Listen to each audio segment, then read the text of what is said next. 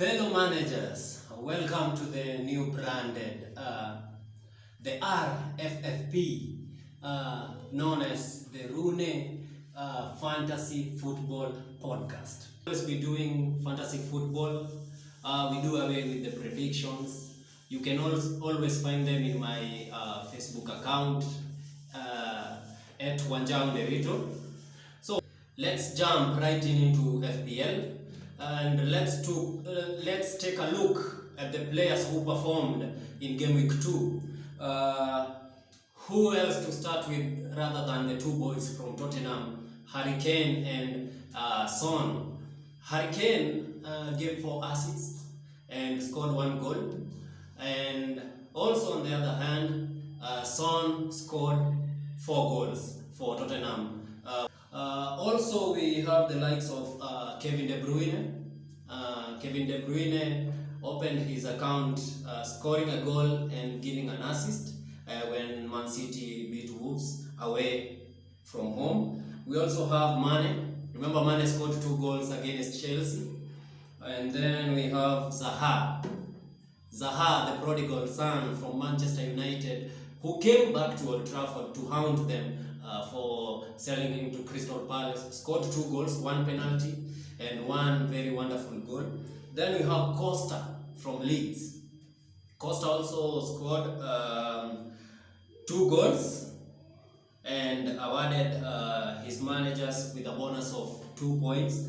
And then we have Bamford from Leeds also.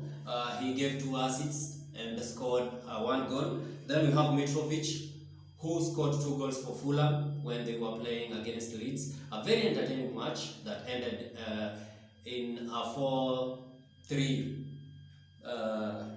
And then we have Dominic Calvert-Lewin, the Evertonian, a very good forward. He's a very good goal poacher. He scored a hat-trick for Everton during the weekend when they beat 10-man West Brom at home, Goodson Park. And then we have Richarlison, who by the way gave 3 assists to his owners. Remember in the previous podcast I talked about Richarlison. So today we're gonna take a quick look at game week 3. We will look at the players who will be performing in game week 3. So we'll start with goalkeepers. I have taken a look at 2 very good goalkeepers, and first is David De Gea. Man United failed to keep a clean sheet and to win against Crystal Palace, but I think this week Man United will face Brighton away at the Amex, and I think David De Gea may keep his first clean sheet against Brighton. And then we have Hugo Lloris. Tottenham is taking on Newcastle. And Tottenham has been letting in goals, but I see Hugo Lloris keeping a clean sheet and making some good saves. And those are my 2 options. And then we have the midfielders, where we'll take a look at Bruno Fernandes.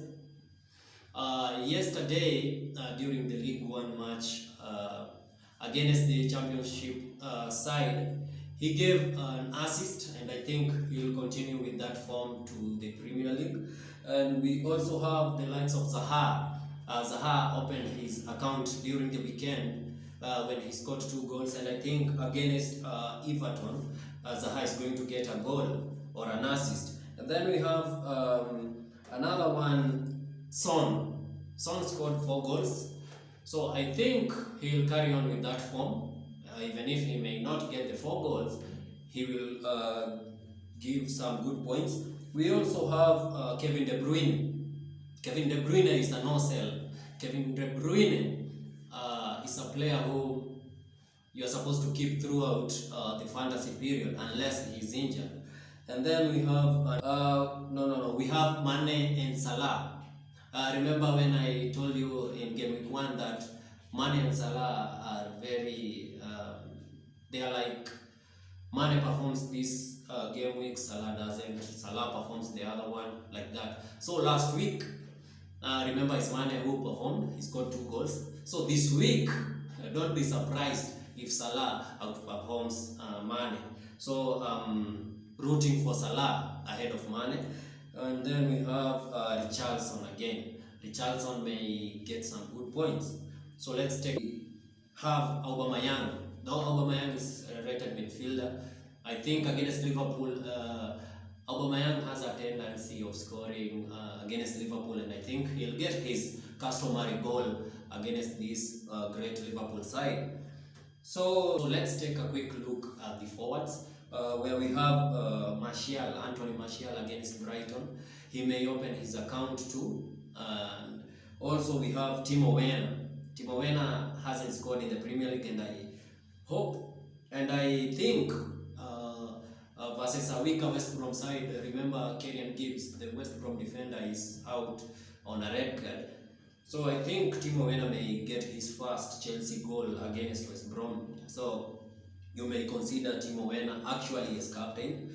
And then we have Danny Ings.